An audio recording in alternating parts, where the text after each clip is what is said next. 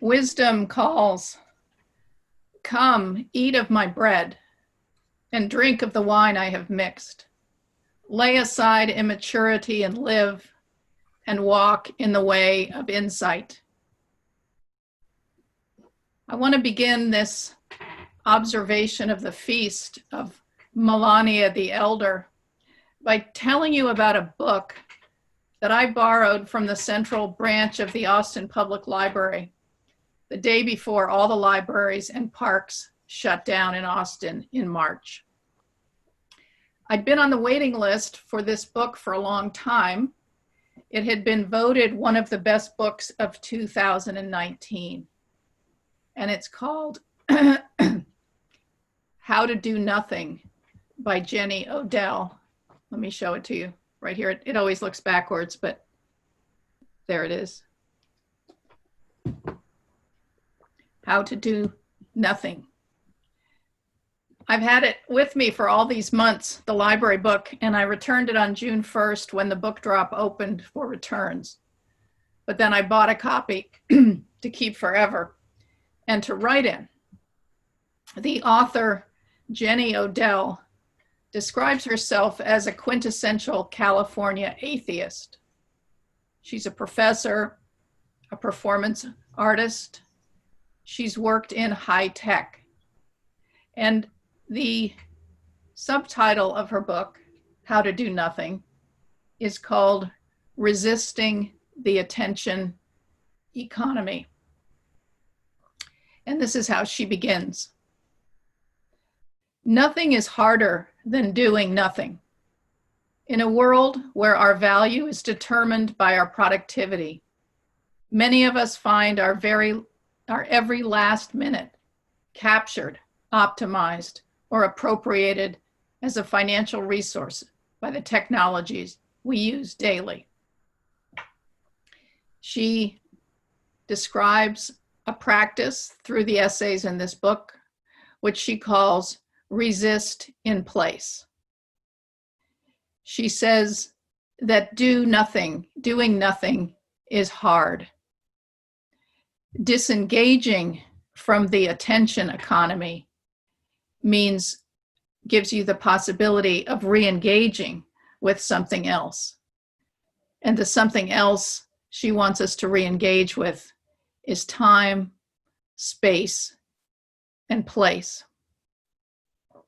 Just to give you a sense for the wonderful treasures in this book, I want to read to you a little bit about what she says about deep listening.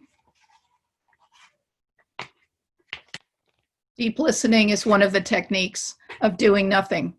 And she's referring to an artist named Pauline Oliveros, who created a performance called Deep Listening.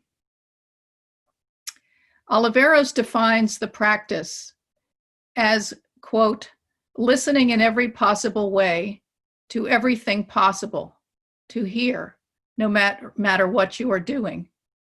Such intense listening includes the sounds of daily life, of nature, of one's own thoughts, as well as musical sounds.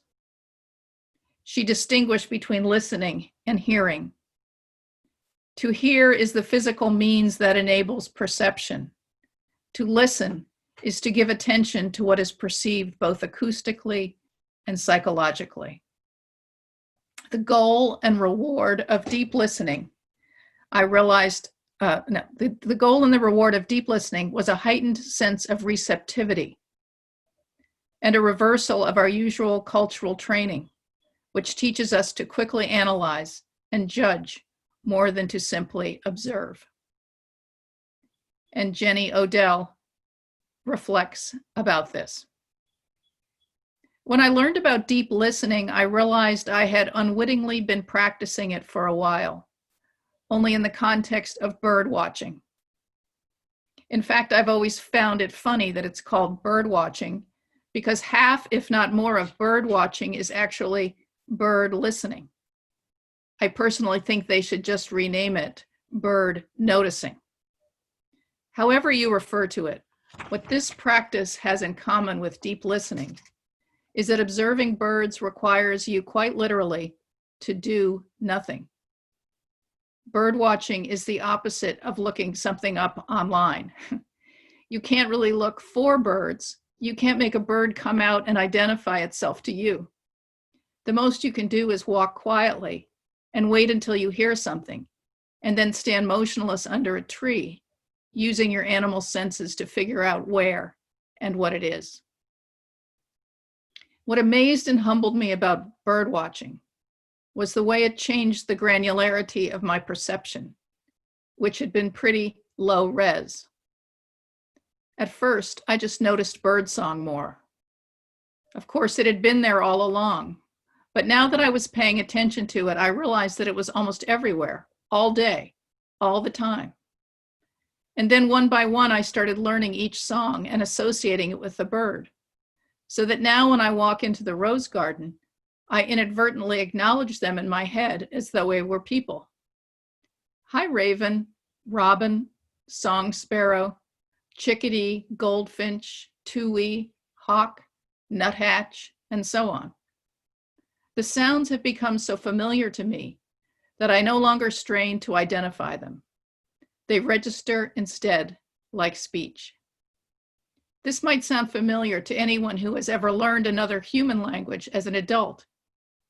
Indeed, the diversification of what was previously bird sounds into discrete sounds that mean something to me is something I can only compare to the moment that I realized that my mom spoke 3 languages, not 2.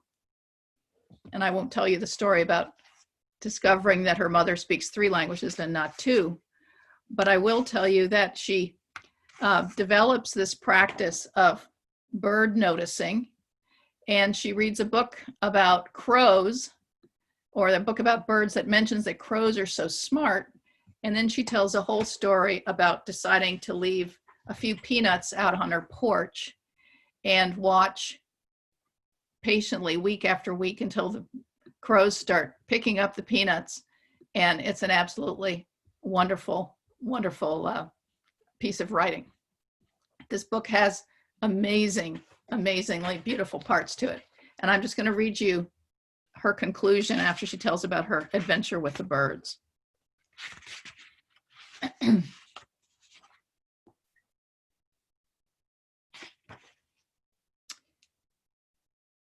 She realizes that listening to the birds helps her connect with the ground and feel grounded, and focuses her back on the place where she is. When I realized this, I grabbed onto it like a life raft, and I haven't let it go. This is real. Your eyes reading this text, your hands, your breath, the time of day, the place where you are reading this, these things are real. I'm real too. I'm not an avatar, a set of preferences, or some smooth cognitive force. I'm lumpy and porous. I'm an animal. I hurt sometimes, and I'm different one day to the next. I hear, see, and smell things in a world where others also hear, see, and smell me. And it takes a break to remember that, a break to do nothing, to just listen, to remember in the deepest sense what, when, and where we are.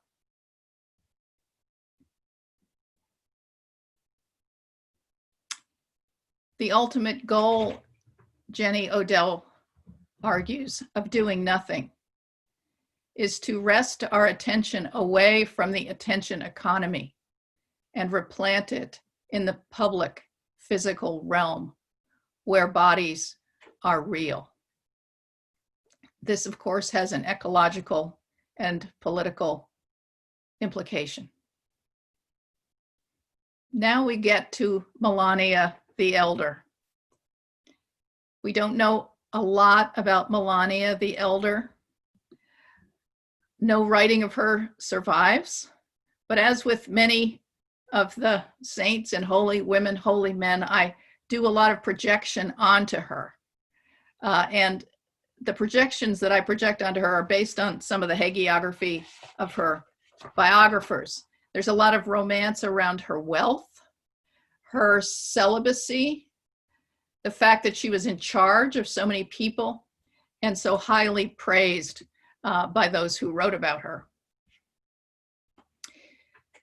In the 5th century, as we all know, monasticism was a way to resist empire, a way to follow Jesus by training attachment, desire, or as Jenny Odell would say, attention.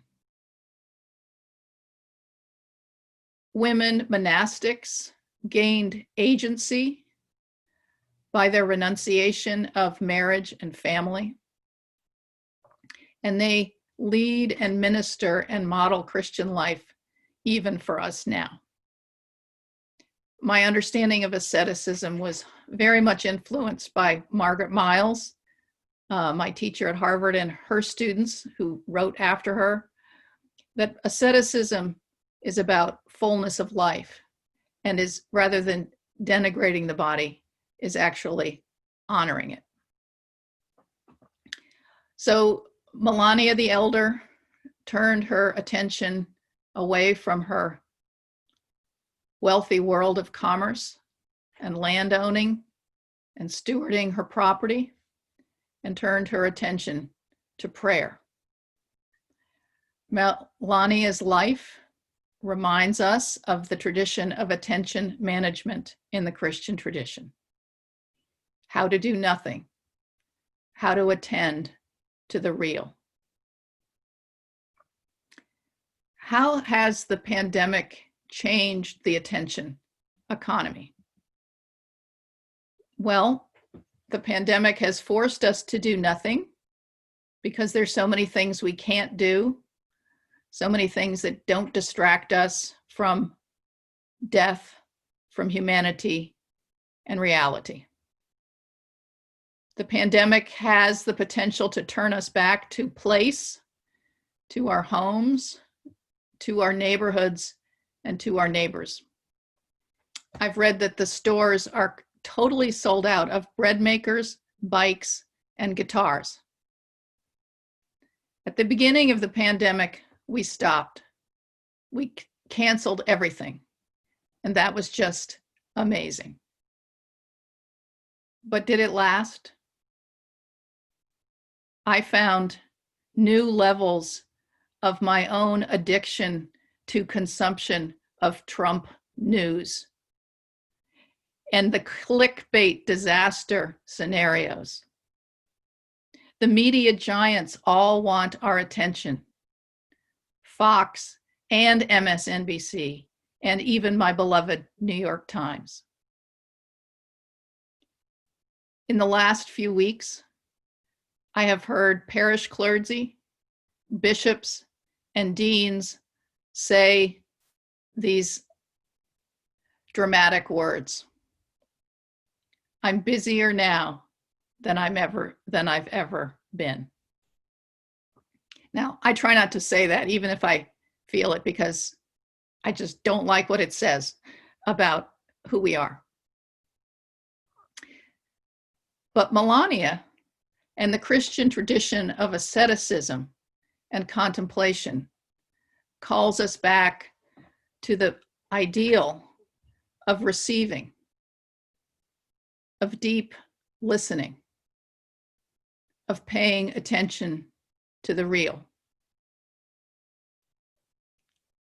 The values of deep calls to deep, the core values are community, spirituality, embodiment, and imagination.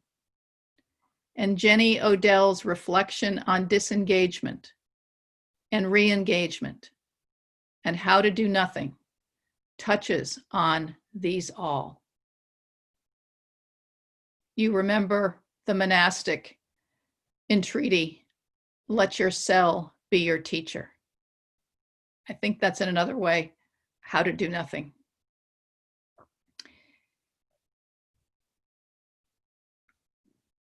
For this, as we begin this retreat of Deep Calls to Deep, I want to commend Jenny Odell's book. I want to invite us to reflect on the political power of doing nothing, of re-engaging in the reality of your place, of the political and social consequences of the contemplative life. I invite you to restore yourself as a preacher, restore yourself as a person, not so you can be more productive, but so you can know that it doesn't matter. Jenny Odell writes, "The happiest, most fulfilled moments of my life have been when I was completely aware of being alive, with all the hope, pain, and sorrow that entails for any mortal being. In those moments, the idea of success as a teleological goal would have made no sense. The moments were ends in themselves, not steps on a ladder." Wisdom calls. Come, eat of the bread, eat of my bread, and drink of the wine I have mixed. Lay aside immaturity and live, and walk in the way of insight. Amen.